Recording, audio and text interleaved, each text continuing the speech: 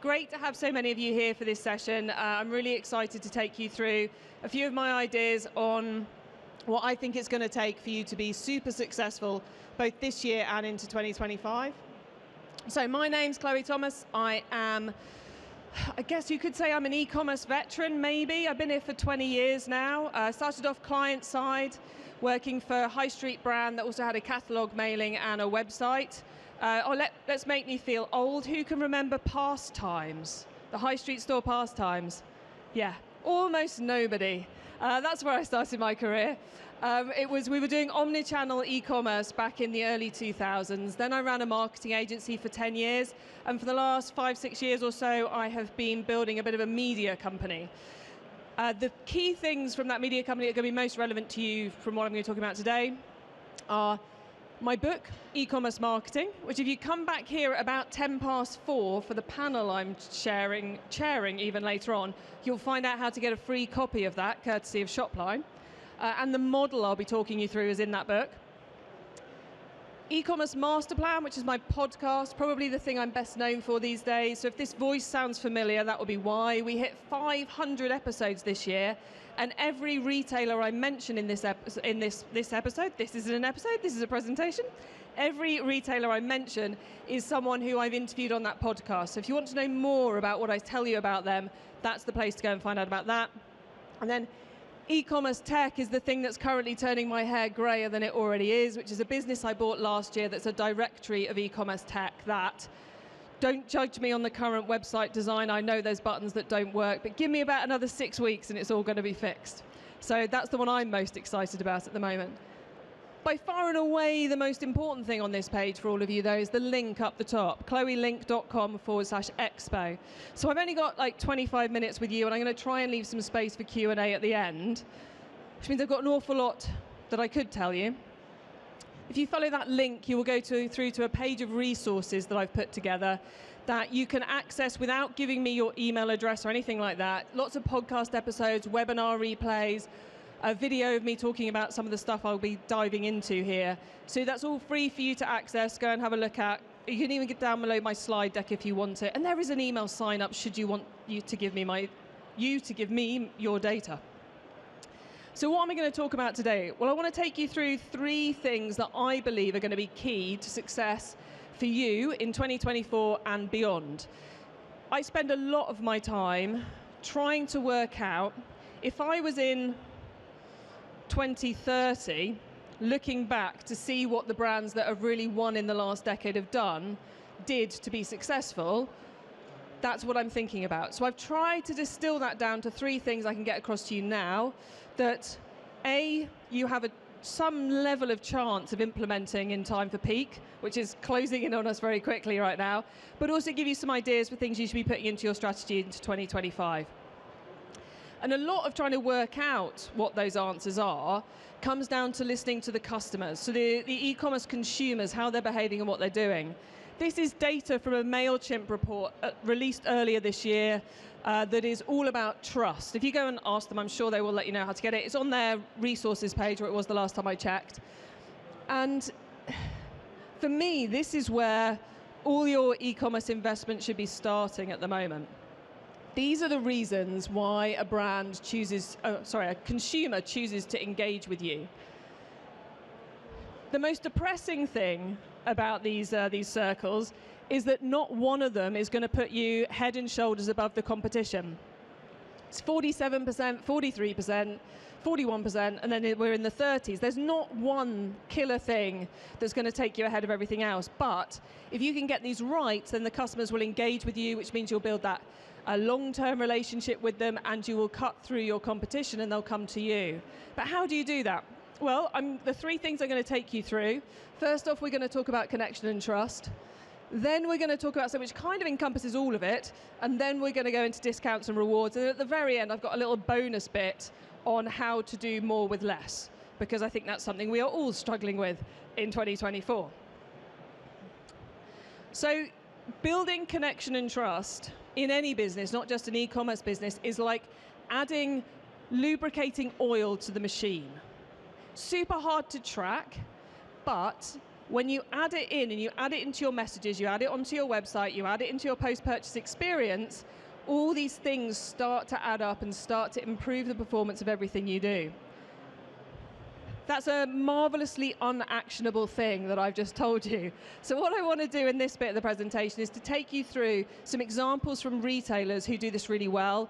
Some of this is super easy to implement right now. Some of this is going to be things that will go into your 2025 plan or possibly beyond. Where they fit is going to depend on your business, but I think you'll get an idea as we go through how that's going to work for you. So the first one, this brilliant business called Frame. If you are considering doing a pre-order model, check out what Frame are doing. Super cool business. But I wanted to show you this one because they're doing the absolute basics that you should all be doing of building connection and trust really well, which is they've put their UGC and their trust marks and their trust scores on the homepage and across their marketing. So if you've not got some level of social proof that other consumers love your products in your emails, on your homepage, in your checkout, in your advertising, then you are missing a trick and you're not building up that bit of connection and trust. This one is the super easy one that all of you should be able to implement pre-Black Friday. And if you think you've got it nailed, go back and check, okay? Because I bet there's somewhere you thought it was, but it isn't. This one then is a business called Grove Collaborative. They are a business from the US, hugely successful over there in the eco home cleaning market, which is a complicated space to get into as a consumer if you're in that arena. And what they really double down on to build that connection with their customers is help. Their target audience are people who already want to go green with their household cleaning activities. They're already bought into the eco concept, but they still need that helping hand to work out how to make it work. How do we change our cleaning habits? How do we change our products? How do we get used to this different way of doing it? And this isn't from their About Us page or their How We Can Help You page. This is from their home page. It's all about helping the customer. So what pain points, what complications has the customer got that's stopping them from buying from you that you could solve for them, that you could help them through? It might be as simple as rebranding your customer service team from customer service into the Grove Guides, as Grove Collaborative have done. But helping the customer, working out what's making it complicated for them and solving it can be hugely beneficial in building that connection that builds that long-term customer value. This isn't an e-commerce brand, weirdly enough. This is my attempt to visually recreate the neuromarketing tactic of homophily. Homophily, lovely word. Homophily is about the fact that when we see or feel or meet someone or something that reflects us, that is similar to us, we feel a greater connection to it. I was speaking at an event yesterday and I got chatting in the breakfast session with another short lady who had a fringe, brunette hair, and was weirdly also called Chloe. I kid you not, this really happened yesterday. She will have taken more from the panel session I was in yesterday than anyone else, than most other people in the room. Because she's got a fringe, she was also called Chloe, and we'd spoken over breakfast. So she felt more connected to me. You can do this as well in your e-commerce business. You don't have to only sell to people who look like you, though. That's not the point here.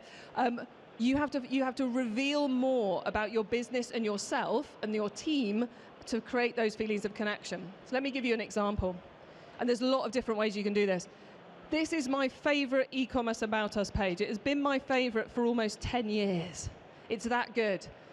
I'm not going to read it out to you, but you can go to Farm Toys online and see it for yourself, or you can download the slide deck via the link and have a read later.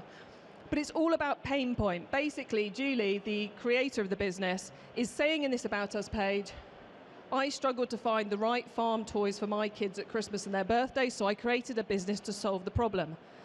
Her customer's pain point is, we can't find the right farm toys. And if you've got kids who really like farm toys, you will know if you buy the wrong size trailer that doesn't fit with the tractor you gave them last time, you are in trouble.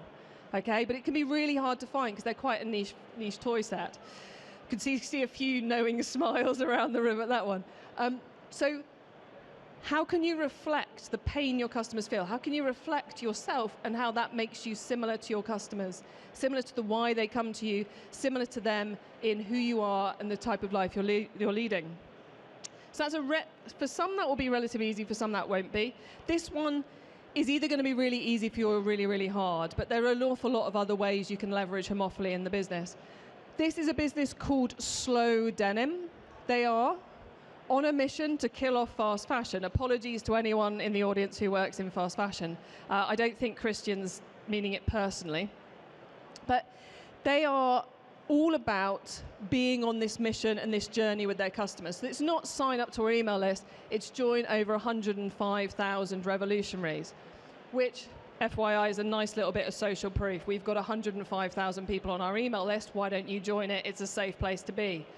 So can you go on a mission? Is there a mission you're already on that you could talk more about? And there's another brand I just want to quickly mention called You Underwear, who are the highest rated fashion B Corp in the world, British business based in Oxford.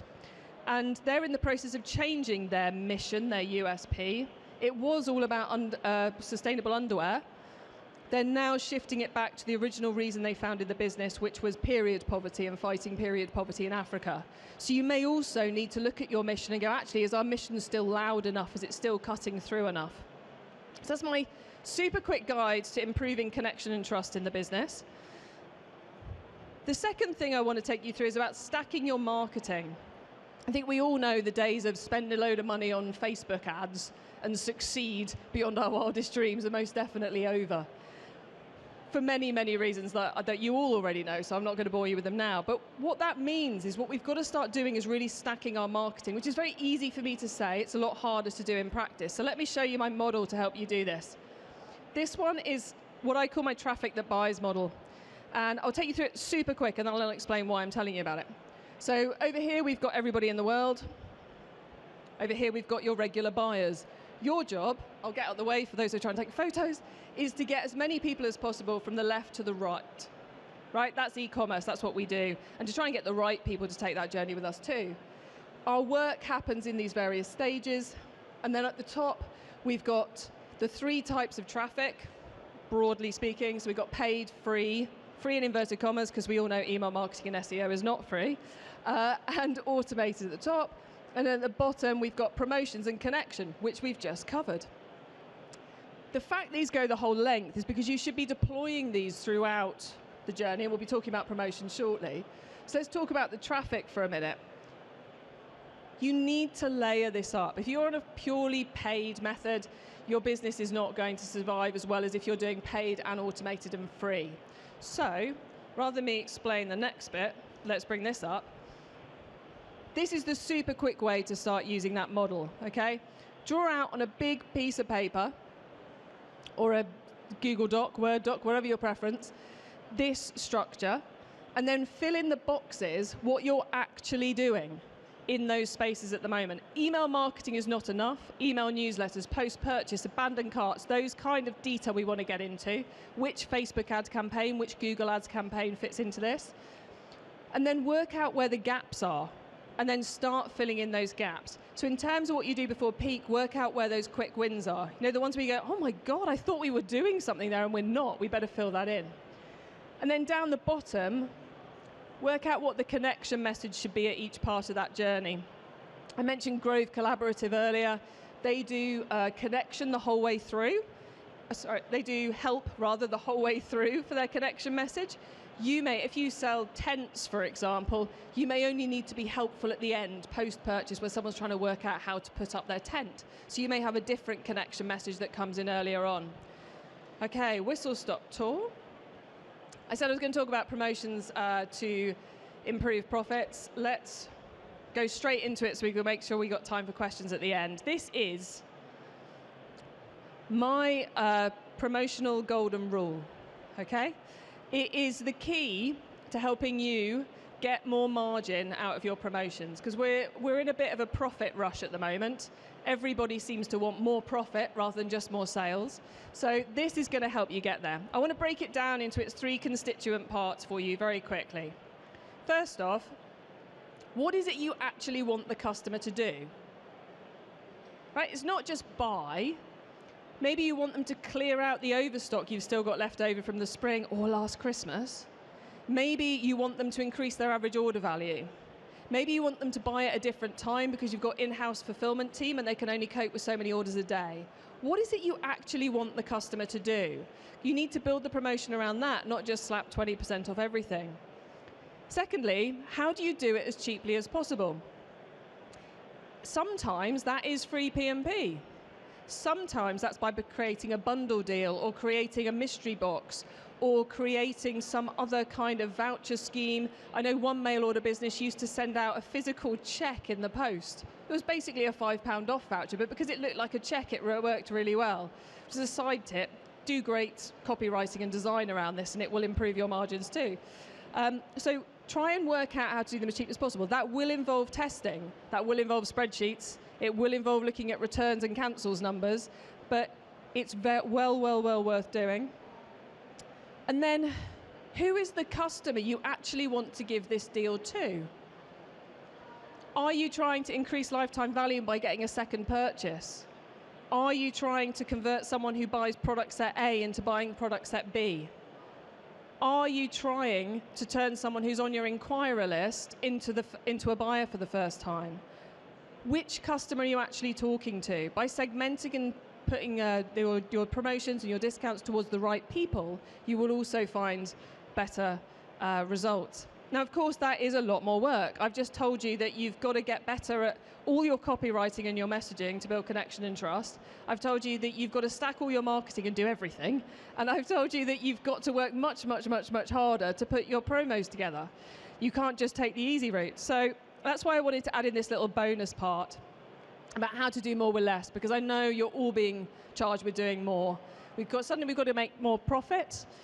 We've got less budget. We're not allowed to hire any more team members. We've got to get to grips with AI, automation, all those other things we've suddenly got to do as the game keeps changing. We've got to feed the algorithm, all these new things, and yet you're trying to actually make it all happen. So the one I use, and this seems deceptively simple, so let me explain it, is could-should, or should-could even, which is there are 1,000,001 things we all could do. From my session, you're going to go, I hope you're going to go away with more ideas than you could implement before Christmas, right? From the whole day here, you are going to go away with more ideas than you could implement before next Christmas. So how do you go about drilling that down to the right thing? So you make a big list of all those things you could do, and you work out which ones you actually should do. And there's loads of different tactics for doing this. Personally, I like to have multiple tabs in a Google Doc. Ignore till next quarter, ignore till next year. So I write down that idea and I get it out my head so I can focus on the stuff I should be doing rather than the stuff I could be doing. Bright, shiny objects is another one. Avoid those bright, shiny objects. There are so many in this room today. As you wander around, you go, oh, that's so cool. But it's not going to help us at all. We're not even on Adobe. So be really careful with those bright, shiny objects.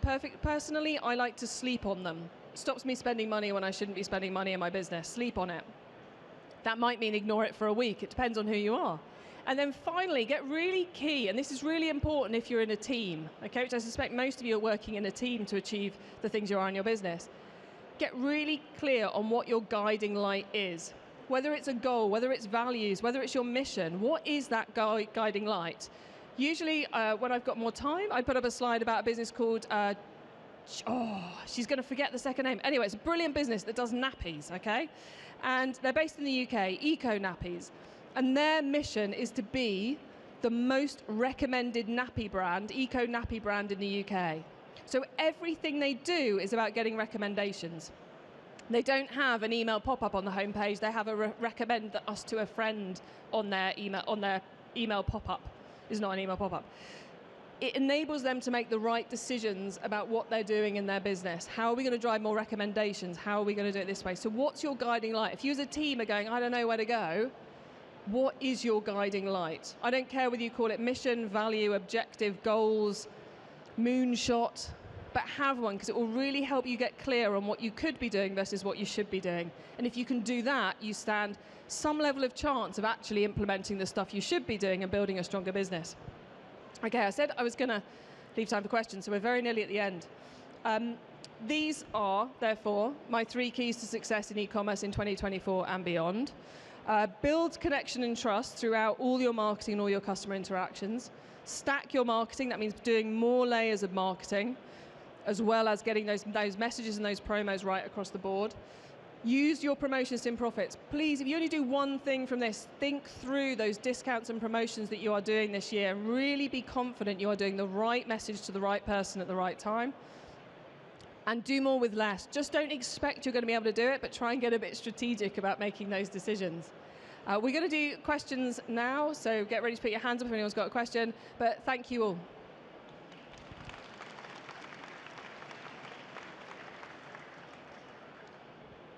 Do we have any questions, or are you going to dive off to get the next session? If anyone's got a question, please put up your hand. Or am I going to get away lightly today? Not even from the standing space at the back? No questions from the back? No? Well, I will be here for certainly the next 5 minutes and potentially a little bit longer if you do want to come and ask me any questions one-to-one, and then I will be heading towards the back of the stage after that. But thank you all for being a brilliant audience, and I hope you have a great rest of the day. Cheers.